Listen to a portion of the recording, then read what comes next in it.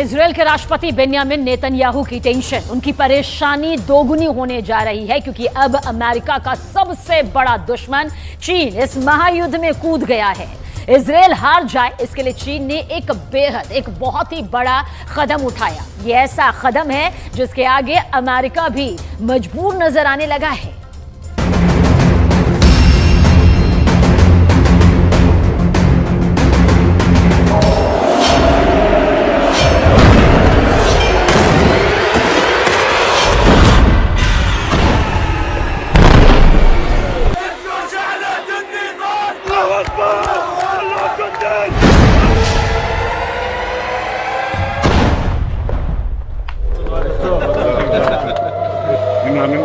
Yes. 做到有案必查。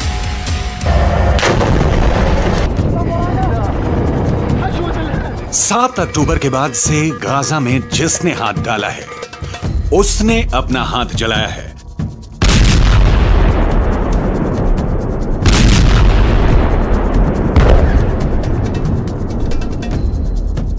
Gaza जलता हुआ कुआं बन चुका है।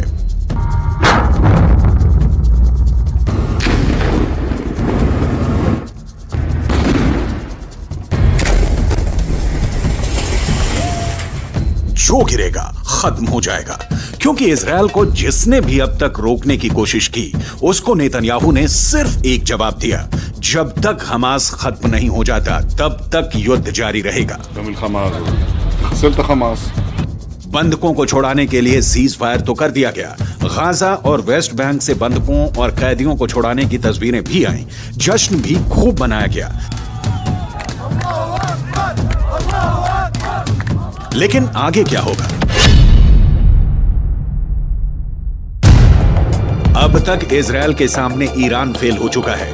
इजरायल को डराने में हमास से लेकर हिजबुल्ला और यमन के हूथी भी नाकाम रहे हैं। सऊदी अरब और बाकी अरब देशों की जुबान पर भी ताला लगा है, यानी अरब देश भी पूरी तरह फेल हैं।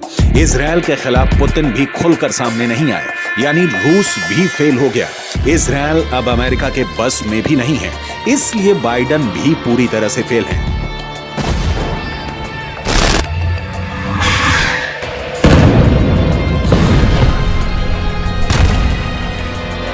ऐसे में इजरायल को कौन रोकेगा? इजरायल को कौन टोकेगा? गाजा पर फिर बमबारी होगी, इसकी पूरी गारंटी है। ऐसे में इजरायल के युद्ध को कौन खत्म करेगा? कौन इजरायल से टक्कर लेगा? कौन है जिसमें इतनी हिम्मत है कि वो इजरायल से सीधे टकरा जाए? तो इसका एक जवाब आया है।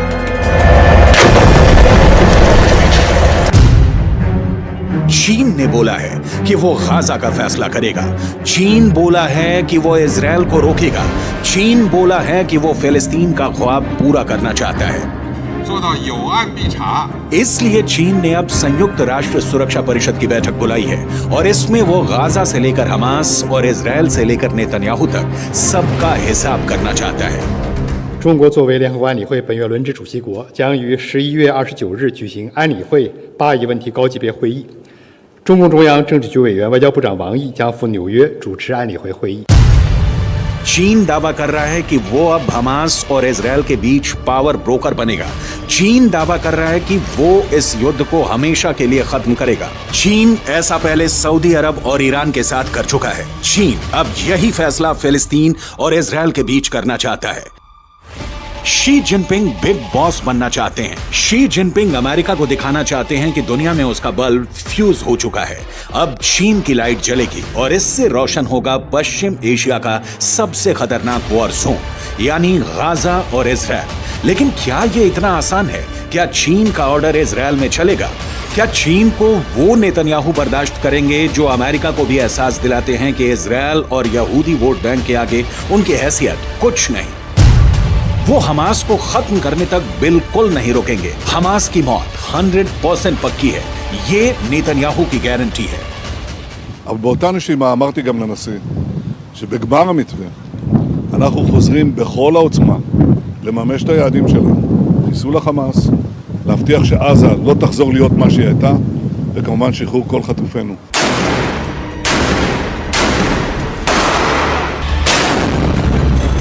गाजा को मिट्टी में मिलाने की मुहिम तेज होगी, ये बात नेतन्याहू ने साफ कर दी है। लेकिन इजरायल पर 14,000 से ज्यादा फिलिस्तीनियों की मौत का इल्जाम है और चीन अब इस मुद्दे को खुद हैंडल करना चाहता है। चीन इस पूरे मुद्दे को संयुक्त राष्ट्र सुरक्षा परिषद में लाकर इजरायल को ऐसे घेरना चाहता है जिससे नेतन्याहू बच ना पाए और गाजा में सरेंडर कर दे। 7 अक्टूबर के बाद युद्ध को ऐसे खत्म करना इजरायल की बड़ी हार मानी जाएगी और पहले से घर में घिरे नेतन्याहू की राजनीति का अंत भी हो जाएगा। लेकिन फिलिस्तीन और गाजा को लेकर इजरायल के खिलाफ कोई भी प्रस्ताव गिर जाएगा, इसकी भी पूरी गारंटी है, क्योंकि अमेरिका के पास वीटो पावर है जिसका उसने हमेशा इजरायल को बचाने के लिए इस्तेमाल किया है। अब तक संयुक्त राष्ट्र में फिलिस्तीन के मुद्दे पर 36 बार प्रस्ताव लाया गया है। इसमें अमेरिका ने 34 में वीटो करके इजरायल को बचाया है। 7 अक्टूबर के बाद भी 2 प्रस्ताव आए हैं और इसमें भी अमेरिका ने इजरायल को बचाने का काम किया है।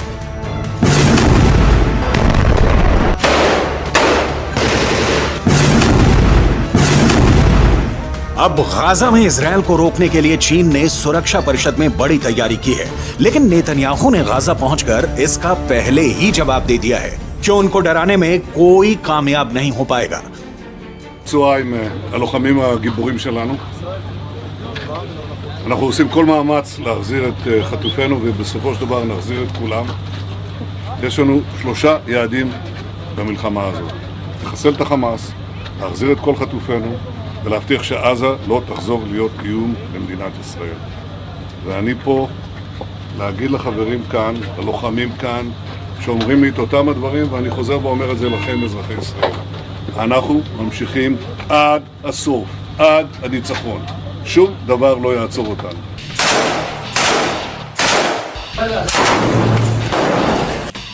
गाजा की गलियों में जो युद्ध हुआ है या हो रहा है उसने इजरायल को भी बड़े झटके दिए हैं, लेकिन नेतन्याहू अपने फैसले पर कायम है। बंधकों को छुड़ाने वाले सीज फायर के बाद वो हमास पर 10 गुना तेज हमला करेगा। फिर हमास के पास न बचने का रास्ता होगा न भागने का। गाजा की गलियों में युद्ध के दौरान हमास ने भी बड़े बड़े दावे किए हैं।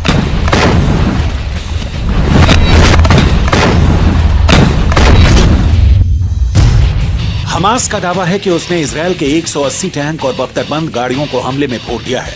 गाजा से लगातार ऐसी तस्वीरें आई हैं जिसमें इजरायली टैंक पर घात लगाकर हमले किए गए। इजरायल ने खुद माना कि अब तक ग्राउंड ऑपरेशन में उसके 70 से ज्यादा सैनिक मारे जा चुके हैं, 250 से ज्यादा सैनिक जख्मी हुए हैं। लिहाजा हमास के खिलाफ जो ताकत इजरायल माना जाता है उसके मुताबिक नतीजे तो इजरायल को भी नहीं मिले हैं। हालांकि नेतन्याहू के सामने अपनी छवि को बचाए रखना बड़ा चैलेंज बन चुका है और गाजा पहुंचकर उनकी पहली कोशिश इसी तरफ नजर आती है। ישבתי עם סגן הרמטכ"ל, עם המפקדים, ועל הקיר היה כתוב עם ישראל חי. אז עם ישראל חי, ועם ישראל גם מנצח. בזכותכם, בזכותכם. תודה לכם.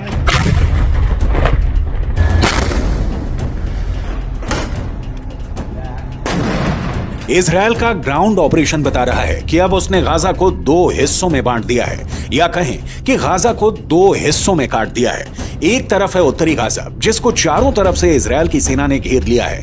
अंदर बहुत ही खतरनाक युद्ध पूरी दुनिया ने देखा है। तो दूसरी तरफ है दक्षिणी गाजा। इजरायल की कोशिश है कि उत्तरी गाजा में हमास के पूरे कैडर को खत्म कर दिया जाए।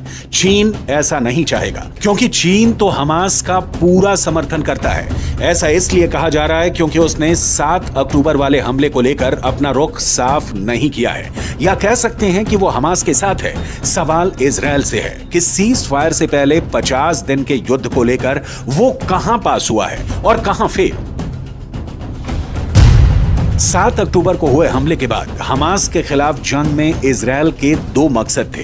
पहला, हमास के पास से करीब 250 बंधकों को आजाद कराना, जिसके लिए इजरायल को सीज फायर करना पड़ा, यानी उसका युद्ध और बमबारी काम नहीं आई, वो फेल हो गए। दूसरा मकसद, इजरायल हमास को जड़ से खत्म करना चाहता है, लेकिन अभी तक इसमें भी इजरायल फेल ही साबित हुआ है। עוד מתמשך לארץ. יש רוח, יש עוצמה, יש נחישות, ויש תוצאות. גם את זה, וגם את זה, וגם את זה. אנחנו כל הכבוד. אנחנו פה בגלל ישראל, נכון? אני אומר לך, כמו שאמרתי לביידן, אנחנו הולכים לעשות את זה, להשלים את זה, שלא יהיה לאף אחד ספק. לא מבחינת רק הכוונה, אלא גם היכולת. אני מאמין בכם. गाजा में सीज फायर करके इजरायल को वक्त मिला, उसकी सेना को वक्त मिला, हमास को भी वक्त मिला। दोनों तरफ अपनी ताकत को फिर से जुटाने का काम हुआ होगा ताकि युद्ध के अगले चरण को और खतरनाक बनाया जाए। लेकिन यहां के मुकाबले इजरायल का अगला चैलेंज हिजबुल्लाह भी है और यमन की हूथी सरकार भी।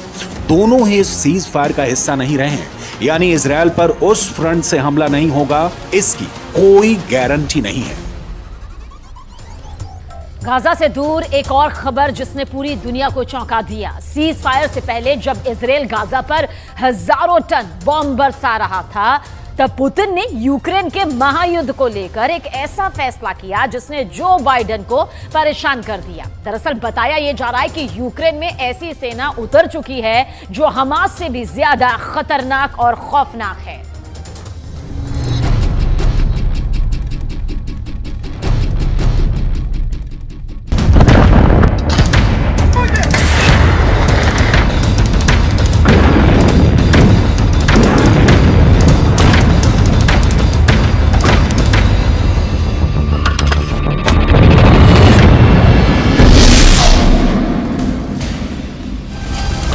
पुतिन ने युद्ध में अब ऐसे लड़ाकों को उतार दिया जो यूक्रेन के सैनिकों को जिंदा खा जाएंगे।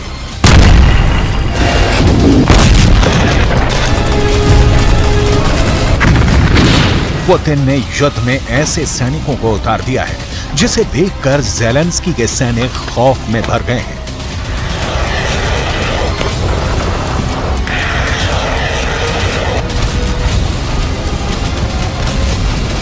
ज़ेलेंस्की के सैनिक पुतिन के सोल्जर से इतना घबरा गए हैं कि वो डर कर भाग रहे हैं।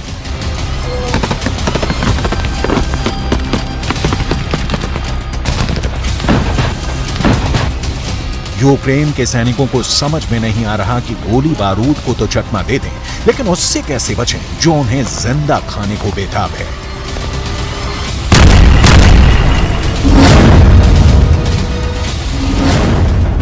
पुतिन ने युद्ध में ऐसे नरभक्षी उतार दिए हैं जो ज़ेलेंस्की के सैनिकों के खून का प्यासा है। इंसानों को मार कर खा जाना उसकी आदत है। वो पुतिन का बहुत वफादार है। उनके हर निशाने, हर हुक्म, हर आदेश पर वो ना सिर्फ जान कुर्बान कर सकता है बल्कि दुश्मन को कच्चा चबाकर खा सकता है। इसकी दरिंदगी से पुतिन इतने खुश हैं कि उन्होंने इस नरभक्षी को बहुत बड़ा इनाम देने का ऐलान किया है।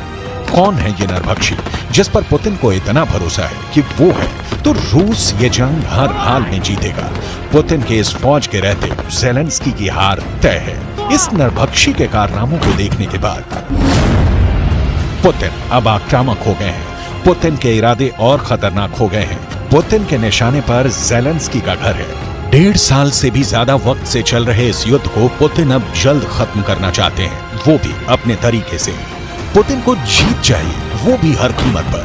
पुतिन को यूक्रेन के सैनिकों की हार देखनी है, वो भी हर हाल में। इसके लिए पुतिन ने जेल में बंद खूंखार कैदियों और नरभक्षी तक को युद्ध में धकेल दिया।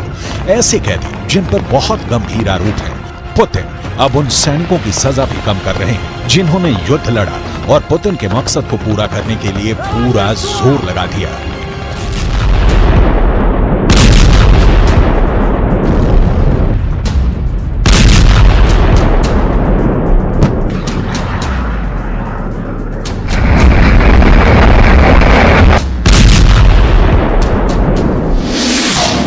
ये है रूस का खूंखार अपराधी डेनिस गोरिन, जिसकी सजा को पुतिन ने खत्म करने का फैसला किया है।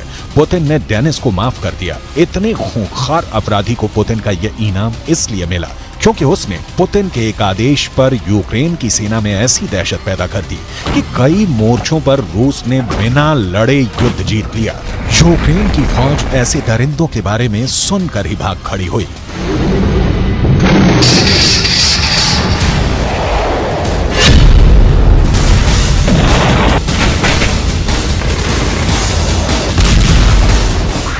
डेनिस गोरिन दरिंदा है, ये पुतिन को भी मालूम है। डेनिस गोरिन इंसानों को कच्चा खा जाता है, ये भी उनके कमांडरों को मालूम है। डेनिस गोरिन इंसान के मरने से पहले उसे खाना शुरू कर देता है। ये भी सब जानते हैं और इसी वजह से उसकी दहशत बहुत ज्यादा है। ऐसे खतरनाक अपराधी की सजा माफ करना कितना सही है, इस पर लंबी बहस हो रही है। लेकिन फिलहाल तो पुतिन को सिर्फ यूक्रेन चाहिए, चाहे वो डेनिस गोरिन गोली चलाकर उन्हें दे या फिर ज़ेलेंस्की की फौज को जिंदा खाकर उनका मोर्चा साफ कर दे। पुतिन की सेना में डेनिस की तरह कई अपराधियों को शामिल किया गया और अब इसका नतीजा सामने है। रिपोर्ट है कि पुतिन ने अपनी नई फौज में 35,000 से ज्यादा अपराधियों को शामिल किया। ब्रिटिश मीडिया का दावा है कि इन अपराधियों में हत्यारे भी हैं, बलात्कारी भी हैं और यहां तक कि नरभक्षियों को भी इस फौज में शामिल कर लिया गया है। रिपोर्ट के मुताबिक मॉस्को की तरफ से ऑर्डर आया कि अगर ये 6 महीने तक लड़ते रहेंगे तो रूस इनकी सजा माफ कर देगा, या कहें कि इनको आगे की सजा से आजादी मिल जाएगी।